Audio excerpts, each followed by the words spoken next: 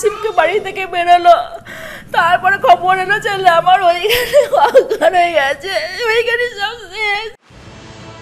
স্বপ্ন ছিল রঞ্জি খেলার, স্বপ্ন ছিল টিম ইন্ডিয়ার সদস্য হওয়ার, কিন্তু মাত্র 22 বছর বয়সেই শেষ হয়ে গেল 22 গজে খেলার স্বপ্ন।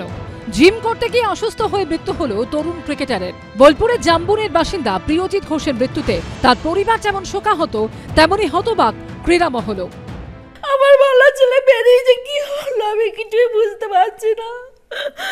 আমার ছেলে যা হয়েছে এখনো মানে কোল যেন খালি না হয়। আমার ছেলেকে আমি একটা কথাই বলবো, তোমরা ঝাঁকে তো ফিরিয়ে না দাও, আমার আর কিছু বলার না।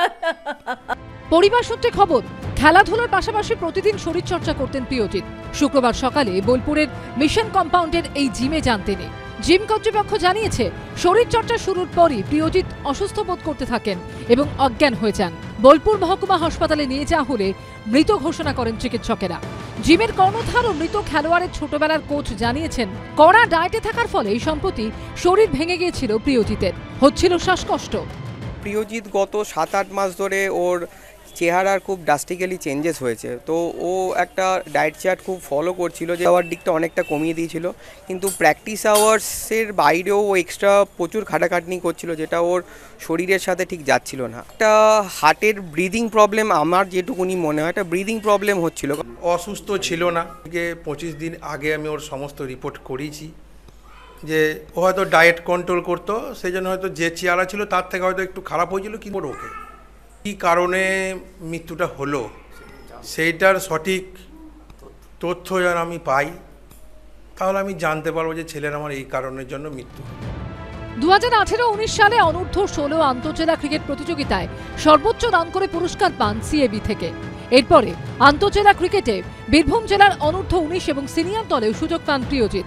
যখন আমি কালকে জানতে পারি এরকম একটা ইনসিডেন্ট হয়েছে, একটা বাচ্চা ছেলে জিম করতে গিয়ে হঠাৎ হৃদরোগে আক্রান্ত হয়ে মারা গেছে, তো এটা খুবই দুঃখজনক।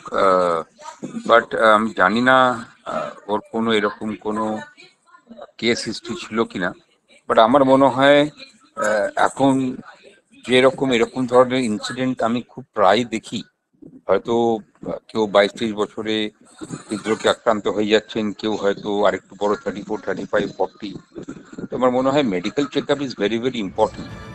প্রাথমিকভাবে চিকিৎসকদের অনুমান, হৃদরোগে আক্রান্ত হয়ে মৃত্যু হয়েছে ওই যুবকের। কিন্তু মাত্র 22 বছরের এক তরুণের হার্ট অ্যাটাক হলো কিভাবে? চিকিৎসকরা বলছেন, নিয়ম না মেনে জিম করলে এটা হতে পারে।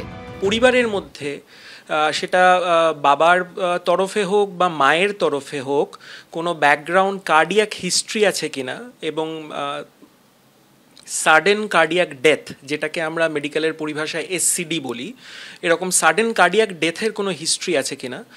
এইরকম পরিবার থেকে আসা যারা ইউথ, তারা যদি কখনো জিমিংয়ের কথা ভাবেন, তাহলে ডেফিনেটলি একটা প্রি পার্টিসিপেশন স্ক্রিনিং করাটা অত্যন্ত জরুরি আজকের দিনে।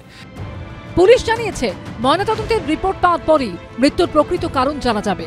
ভাস্কর মুখোপাধ্যায়, সন্দীপ সরকার ও সৌমিত্র রায়ের রিপোর্ট, এবিপি আনন্দ।